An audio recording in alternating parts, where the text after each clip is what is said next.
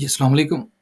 उम्मीद है कि आप तमाम दोस्त खैरियत से होंगे, वीकेंड अच्छा गुज़र रहा होगा। ईद की छुट्टियाँ जो हैं, वो आज ख़त्म हो रही हैं।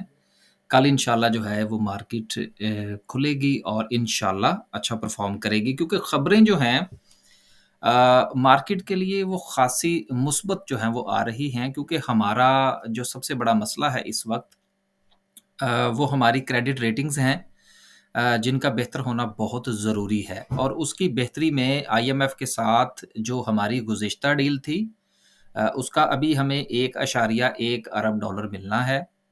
उसका मिलना बड़ा ज़रूरी है और उसके साथ जो हमने नया पैकेज लेना है आईएमएफ से, उसके लिए बातचीत का आगाज़ ज़रूरी है। और आईएमएफ की तरफ से जो इशारे मिल रहे हैं जिसमें आईएमएफ के जो सरबराह हैं, जो खातून हैं, उन्होंने कहा है कि पाकिस्तान की मईशत कदरे बेहतर कारकर्दगी का मुज़ाहिरा कर रही है। अब देखिए ये जो इनकी तरफ से ये पॉज़िटिव वाइब्स आ रही हैं, ये हमें इससे जो मार्केट है देखिए स्टॉक मार्केट बेसिकली सूंघ के चलती है।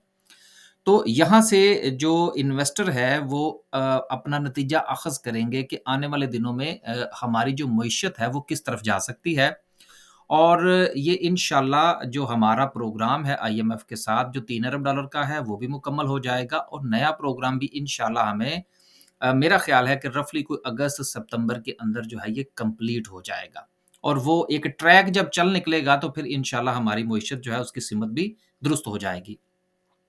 अब आईएमएफ की तरफ से 2-3 बातें जो हैं वो बड़ी अहम हैं। जो पहली चीज़ जो है वो शरह-ए-नमू के हवाले से है जो कि बहुत इम्पोर्टेंट है और इनका ये कहना है कि पाकिस्तान की जो शरह-ए-नमू है वो इंडिया के मुकाबले में यकीनन कम रहेगी जो कि इंडिया के हवाले से उनका कहना है 7% का और चाइना के हवाले से जो कहना है वो 4.8% का है।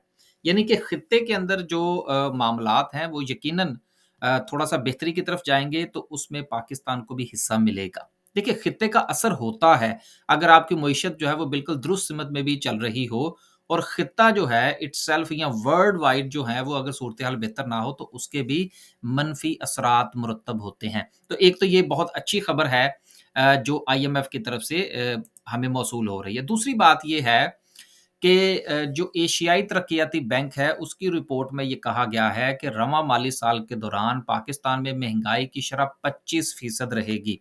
अब यहाँ से भी आप अपना मतलब निकाल सकते हैं। अब देखिए गुज़िश्ता दिनों जब बल्कि अभी तक भी हमारा जो इंटरेस्ट रेट है, वो 22% से अभी तक नीचे नहीं आ रहा।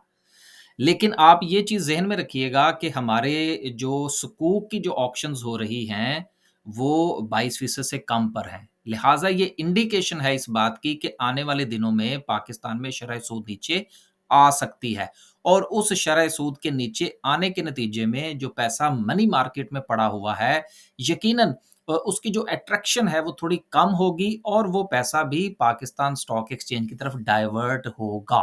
और जब वो डाइवर्ट होगा तो बहुत सारे शेयर्स जो अभी हमें 40,000 के लेवल पर नज़र आ रहे हैं, उसमें भी आपको इम्प्रूवमेंट नज़र आएगी, एक बात।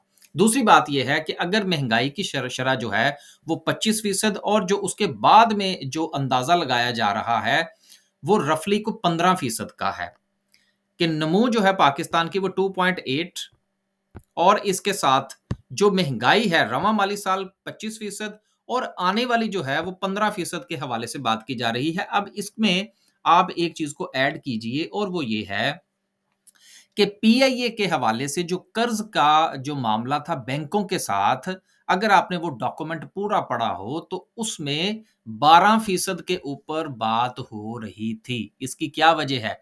इसकी वजह ये है कि 12% के करीब जो है, जो एवरेज रफ़ली अगले 5 साल में जो पाकिस्तान की जो शरह सूद होगी, इंटरेस्ट रेट जो होगा, उसकी एवरेज 12% रहेगी। लिहाज़ा जो लॉन्ग टर्म इन्वेस्टर है, जो कैलकुलेशंस के साथ चलता है, वो इन्हीं डिजिट्स की बुनियाद पर स्टॉक मार्केट में अपनी पोज़ीशन लेता है, कि अगर फ़र्ज़ कीजिए कि आज वो एक शेयर खरीदता है और उसकी डिविडेंड यील्ड जो है राइट एट द मोमेंट अगर फ़र्ज़ कीजिए कि वो 18% है, तो वो उसकी एवरेज निकालेगा अगले 5 साल की और एवरेज को वो कंपेयर करके देखेगा इंटरेस्ट रेट के साथ जो अगले 5 साल में मतवक्के है।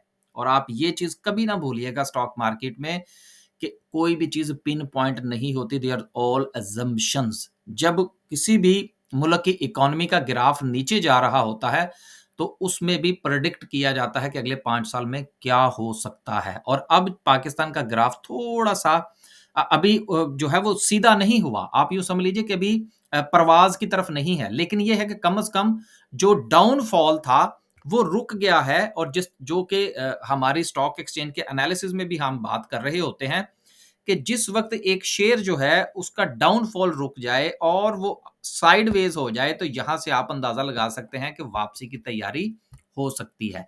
तो ये सारी तफ़सील बयान करने का मकसद ये है कि आपने जब लॉन्ग टर्म की कोई इन्वेस्टमेंट करनी है, तो उसमें आपने इस चीज़ को ख़्याल रखना है कि जिस भी शेयर में आप जा रहे हैं, उसकी मुतवक्का यील्ड जो है वो अगले 5 साल में क्या हो सकती है।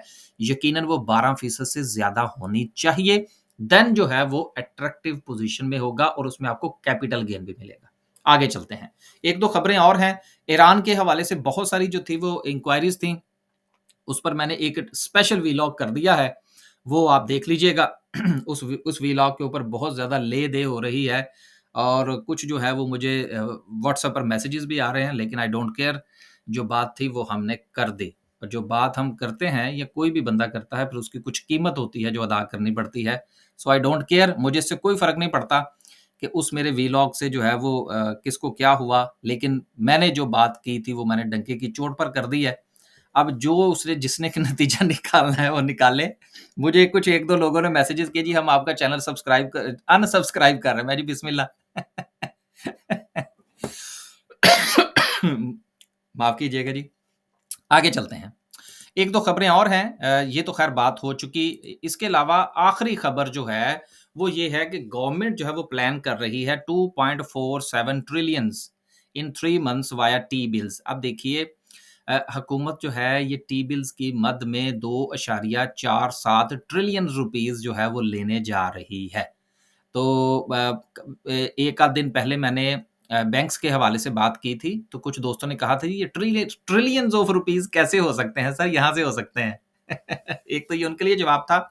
और दूसरी बात ये है कि ये देखना होगा कि ये जो टी बिल्स जो हैं, ये 3 महीने के लिए और मेरा ख़्याल है कुछ 6 महीने के लिए भी हैं, इनकी यील्ड को देखना पड़ेगा कि ये मेरा ख़्याल है कि 22% से कम होगी। तो इससे भी अंदाज़ा लगाया जा सकता है कि आने वाले दिनों में पाकिस्तान में शरह सूद जो है वो कम हो सकती है। आखिर में एक चीज़ मैं यहाँ पर ये ऐड करता चलूँ कि देखिए मुझे बहुत ज़्यादा जो है, चूँकि हम जो है वो स्टॉक मार्केट के हवाले से बात करते हैं, म्यूचुअल फंड के हवाले से बात करते हैं, saving account, current account, political situation, बहुत सारी चीज़ों पर हम बात करते हैं, क्योंकि ये तमाम चीज़ें जो है ये इंटरकनेक्ट होती हैं स्टॉक मार्केट के साथ। अब एक बहुत ज़्यादा जो था वो चूँकि हम ज़ाहिर-सी बात है कि जहाँ पर भी किसी के रिज़्क़ हलाल के ऊपर हम लात मारने की कोशिश करते हैं, फिर हमें आउटपुट जो है वो उसका आता है। अब बैंक्स के ऊपर जो सेविंग अकाउंट्स के ऊपर या करंट अकाउंट के ऊपर मैंने बात की, उसका बहुत ज़्यादा फीडबैक है। कुछ डायरेक्ट है, कुछ इनडायरेक्ट है, बहुत सारे लोग नाराज़ भी हैं उससे, लेकिन फ़र्क नहीं पड़ता। देखना ये होता है कि आपके पैसे के साथ क्या खिलवाड़ हो रहा है, आपको पता होना चाहिए। और आखिरी बात ये है कि एक चीज़ आप ज़हन में रखिएगा कि कन्वेंशनल बैंकिंग हो, इस्लामिक बैंकिंग हो, मनी मार्केट के म्यूचुअल फंड हों, सेविंग अकाउंट हों, करंट अकाउंट हों, ये जितने भी नदी-नाले हैं, ये सारे के सारे एक ही समंदर में जाकर गिरते हैं। अगर मेरे इस फ़िक्रे की आपको समझ आ जाए, तो मेरा ख़्याल है कि सोने पर सुहागा होगा।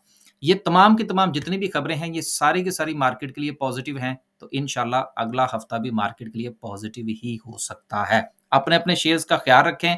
वक़्ती तौर पर आपको प्रॉफ़िट टेकिंग देखने को मिल सकती है, चूँकि जो आखिरी जो क्लोज़िंग थी मार्केट की ईद से पहले, उसमें हमने वीडियो में बड़ी तफ़सील के साथ डिस्कस किया था कि आखिरी जो आवरली जो चार्ट हमने डिस्कस किया था, उसमें मार्केट को प्रॉफ़िट टेकिंग का सामना था।